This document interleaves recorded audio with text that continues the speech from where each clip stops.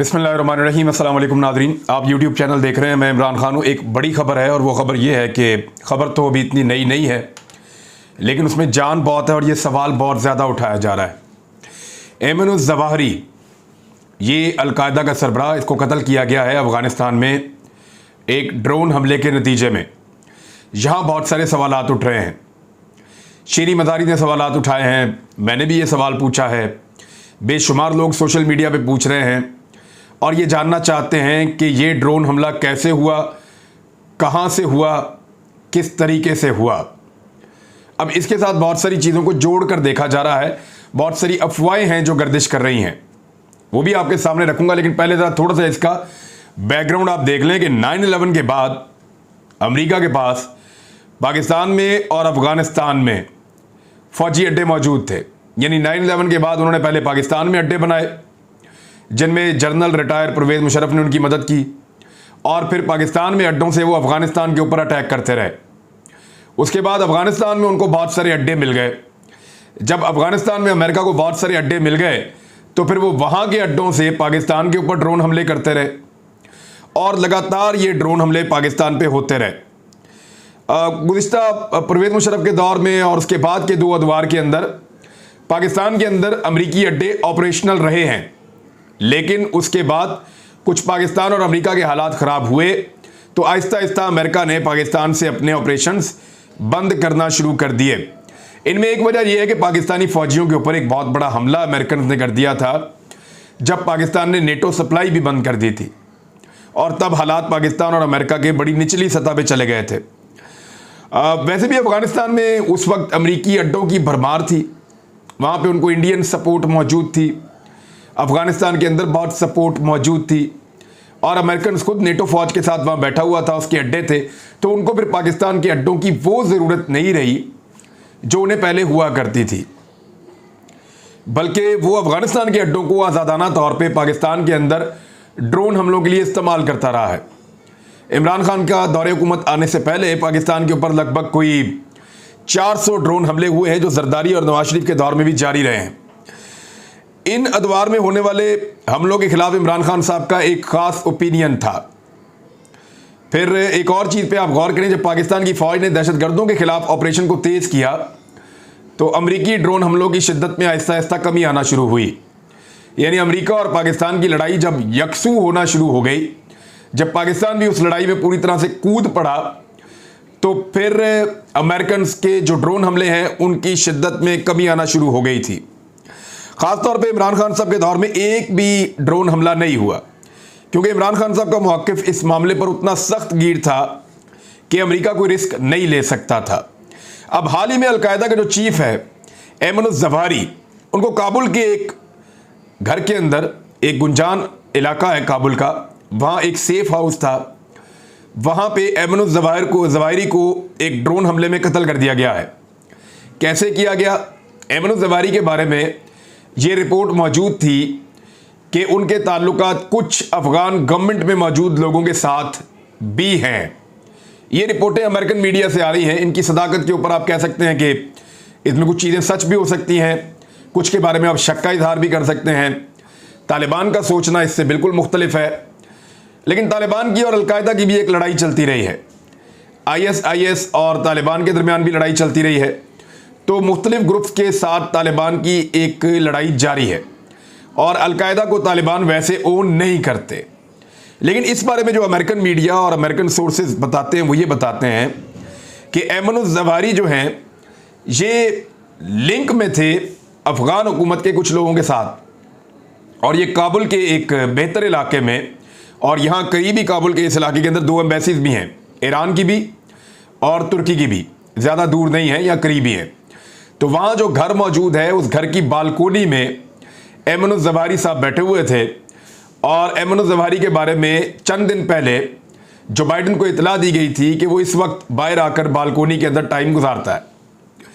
तो ये टारगेट जो है इसको फोकस किया गया, और उसके बाद एक ड्रोन तैयारा वहाँ पे पहुँचा और उसने 2 मिसाइल दागे, जिसमें ऐमन ज़वाहिरी जो हैं उनको कत्ल कर दिया गया, जबकि उनकी फैमिली के लोग जो हैं वो बच गए और उनको बाद में वहाँ से निकाल दिया गया। और ये कहा जा रहा है कि उनको अफगान हुकूमत के लोग जो वहाँ पहुँचे फौरी तौर पे इंतज़ामिया के, उन्होंने इस फैमिली को वहाँ से मुंतकिल किया। कहाँ मुंतकिल किया इसके बारे में नहीं पता, लेकिन ड्रोन हमला करने वालों ने यह दावा किया है कि उन्होंने कोशिश की कि सिर्फ फैमिली को नुकसान ना पहुँचे, बस जो टारगेट है वो अचीव हो जाए। अब अयमन ज़वाहिरी हैं कौन? ये उसामा बिन लादेन के बाद अलकायदा के चीफ बने थे। उसामा बिन लादेन आपको पता है पाकिस्तान के अंदर एक हमले में अमेरिका ने हलाकत का दावा किया था 2011 में, और अयमन ज़वाहिरी के ऊपर जो इल्ज़ामात हैं वो ये हैं कि 1998 में उन्होंने कीनिया में और तंजानिया में जो अमरीकी एम्बेसियां हैं उन पर धमाके किए थे, और उसके साथ नेवी का एक शिप है उसके ऊपर भी हमला किया था। ये इतलात इनके बारे में है। अमेरिका लगभग बड़े लंबे अरसे से तलाश में था और कोशिश कर रहा था कि इस टारगेट को निशाना बनाए, और कई मरतबा उन्होंने निशाना बनाने की कोशिश भी की है। अफगानिस्तान में 20 साल तक रहने के बावजूद अमेरिका अपना ये टारगेट हासिल नहीं कर सका। उधर तालिबान और अलकायदा में भी लड़ाई और मुज़ाकरात चलते रहते हैं। वो अफगानिस्तान में बदअमनी को कंट्रोल करना चाहते हैं और उसको कंट्रोल करने की कोशिश कर रहे हैं। बहरहाल यहाँ पे सबके अपने अपने मफादात हैं। पाकिस्तान के हवाले से एक बड़ा सवाल उठाया जा रहा है कि क्या पाकिस्तान ने अफगानिस्तान में होने वाले इस ऑपरेशन में अपना कोई किरदार अदा किया है। देखिए, एक बात तो आप इससे पहले जान लें कि इस खित्ते में जो कामयाबियां पाकिस्तान की फौज ने समेटी हैं वो किसी और के हिस्से में नहीं आई हैं, और पाकिस्तान ने अफगानिस्तान में अपनी खुफिया एजेंसियों के ज़रिए से अहम तरीन जो टारगेट्स हैं या अहदाफ हैं उनको बड़ी कामयाबी से माजी में हासिल किया है, और आज भी हमारी एजेंसियां इस खित्ते के अंदर एक बड़ी हकीकत के तौर पे मौजूद हैं। जहां अमेरिका इस ऑपरेशन को अपनी एक बहुत बड़ी कामयाबी समझ रहा है, क्योंकि जो बाइडन के लिए बहुत इंपॉर्टेंट था, उनकी जो शोहरत है, मकबूलियत है, वो 37% तक उनका ग्राफ पहुंच गया है, वो बहुत नीचे गिर रही है। जब बराक ओबामा के साथ ये हो रहा था तो तब एक 2011 में ऑपरेशन हुआ था जिसमें उसामा बिन लादेन की हलाकत का पाकिस्तान के शहर एबटाबाद में दावा किया गया था। उस वक्त पाकिस्तान में आसिफ अली जरदारी की और यूसुफ रजा गिलानी की पीपल्स पार्टी की हुकूमत थी, और army chief general Ashfaq Parvez Kayani साहब थे। तो उस वक्त ये अमेरिका ने अटैक किया था। उस वक्त की हुकूमत ने पहले खुशी मनाई और बाद में एहतजाज किया, क्योंकि पाकिस्तान ने इसके ऊपर एक रद्दअमल दिया था, और जिन पार्टियों ने रद्दअमल दिया उनमें सबसे ज़्यादा रद्दअमल जो है वो इमरान खान साहब का था, और वो ये कह रहे थे कि ये पाकिस्तान के साथ एक ज़्यादती है कि पाकिस्तान पे एतबार किए बगैर अमेरिका पाकिस्तानी फोर्सेस को आगाह किए बगैर पाकिस्तान के बिल्कुल सेंटर में आकर एक ऑपरेशन करता है और वापस चला जाता है। ये बड़ा अनफॉर्चुनेट है। बहरहाल, जैसे बराक ओबामा को उस वक्त ज़रूरत थी, वैसे ही ऐसा लगता है कि इस वक्त जो बाइडन को भी एक ऐसे ऑपरेशन की ज़रूरत थी, और वो ऑपरेशन उन्होंने कर लिया, और ख़ुद ही उन्होंने इसकी अनाउंसमेंट की है जो बाइडन ने। इमरान खान अमेरिका को अड्डे देने पर या पाक सरजमीन पर किसी भी बैरूनी ऑपरेशन की सख्त मुखालफत करते रहे हैं। उन्होंने अपने दौर में कई ऑफर्स को ठुकराया है और बार बार एब्सोल्युटली नॉट कहा है। यही वजह बताई जाती है कि अमेरिकी एस्टेब्लिशमेंट में इमरान खान साहब को अच्छी नज़र से नहीं देखा जाता, क्योंकि पाकिस्तानियों ने या पाकिस्तान के साबिक हुक्मरानों ने या एस्टेब्लिशमेंट के लोगों ने अमेरिकन को कुछ और आदतें डाल दी हैं, और अब शायद पाकिस्तानियों की हैसियत गुलामों जैसी उनको नज़र आती है। लिहाजा इमरान खान साहब को कबूल करने का तो सवाल ही पैदा नहीं होता था, क्योंकि इमरान खान साहब का मौक़िफ़ बड़ा गैर लचकदार था, और वो अमेरिका और उनके ऑपरेशंस को लेकर एक अलग सोच रखते थे। वो ये कहते हैं कि दूसरों की लड़ाई में नहीं जाना चाहिए। दूसरों की लड़ाई में बार बार कूद कर पाकिस्तान ने अपना बड़ा नुकसान किया है। 70-80 हज़ार लाशें हमने अपने कांधों पे उठाई हैं। लगातार आज भी दहशतगर्दी पाकिस्तान में हो रही है, और ये इसीलिए है कि पाकिस्तान अमेरिका की जंग में उतरा। ये कई बार इमरान खान साहब कह चुके हैं। तो उन्होंने कहा कि अब मजीद कीमत नहीं चुकाना चाहते वो एक लड़ाई की। ये सवाल अपनी जगह पर मौजूद है कि हालिया ड्रोन हमले के असरात इस खित्ते पर क्या होंगे, खासतौर पर पाकिस्तान पर क्या पड़ सकते हैं, और क्या ये अमेरिका का आखिरी ड्रोन हमला था, ये एक बड़ा सवाल है।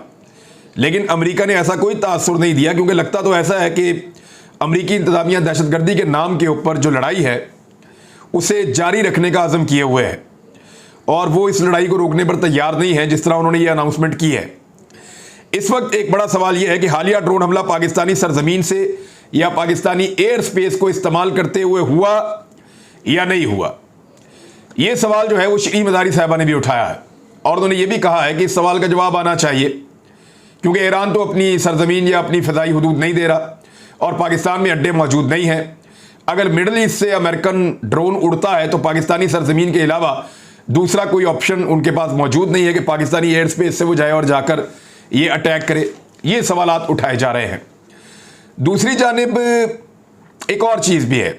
उन्होंने कहा कि इमरान खान साहब को इसलिए निकाला गया, और मुझे आइडिया हो गया था ये जून 2021 में जब ये अमेरिका का इनखला हो रहा था अफगानिस्तान से, बहुत बुरी तरह शिकस्त खाकर अमेरिका वहाँ से निकल रहा था। जिन हालात में अमेरिका वहाँ से निकला वो सारी दुनिया जानती है। तो उसकी वजह से जो बाइडन को बहुत धचका लगा था, उनकी मकबूलियत को भी बहुत झटका पहुंचा था। तो उस वक्त से ही शीरी मज़ारी का मानना है कि ये रजीम चेंज ऑपरेशन शुरू हो गया था और इमरान खान की नापसंदीदगी का अमल शुरू हो चुका था।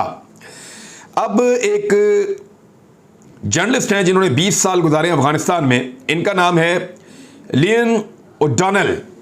इन्होंने एक स्टेटमेंट दिया है बात करते हुए। इनका ये कहना है कि, तर्जुमा मैं आपको बता देता हूँ, कि पाकिस्तान बैरूनी कर्ज़ों के बोझ की वजह से श्रीलंका बनने के खतरात से दो चार है। कर्जे और सूद की अदायगियों में पाकिस्तान कासिर है, वो कर नहीं पा रहा। बेरोज़गारी है और रुपए की कदर बहुत तेज़ी से पाकिस्तान में गिरी है। पाकिस्तान की मिलिट्री क़यादत या मिलिट्री एस्टेब्लिशमेंट जो है वो तालिबान की ज़बरदस्त हमायती रही है माजी में। पिछले हफ्ते पाकिस्तानी फ़ौजी क़यादत का रब्ता वाशिंगटन DC में स्टेट डिपार्टमेंट के अहम ओहदेदार से हुआ है। वो इंडी शर्मन से जो रब्ता हुआ है, जनरल कमर जावेद बाजवा साहब का, गालिबन उसकी बात कर रहे हैं, जहां उन्होंने IMF पर दबाव डालने के लिए दरख्वास्त की है कि वो जो 1.2 अरब डॉलर्स हैं वो IMF को दबाव डाला जाए कि वो फराहम करे पाकिस्तान को, ताकि पाकिस्तान के मसाइल जो हैं वो कम हों। अब ये तासुर और ऐन मुमकिन है कि इसके बदले में अमेरिका को ये मदद मिली हो कि वो ज़वाहिरी पर ड्रोन हमला कर सकें। अब मीडिया इस किस्म की स्पेकुलेशंस कर रहा है। इंडियन मीडिया तो इसको बहुत ज़्यादा उठा रहा है, उसको तो मौका चाहिए, वो बार बार कह रहा है। लेकिन पाकिस्तान के अंदर से भी मीडिया या मीडिया से जुड़े लोग या हम लोग या आम पाकिस्तानी, उनके दिमागों के अंदर ये सवाल है कि पता चलना चाहिए कि ये हमला कैसे हुआ और किस तरीके से अंजाम पाया, क्योंकि ये एक बहुत बड़ा टारगेट है जो अचीव किया है पाकिस्तान के हमसाया मुल्क में अमेरिका ने। तो ज़रूर पाकिस्तान की एजेंसीज़ के पास, पाकिस्तान के इदारों के पास इसके बारे में इंफॉर्मेशन होगी।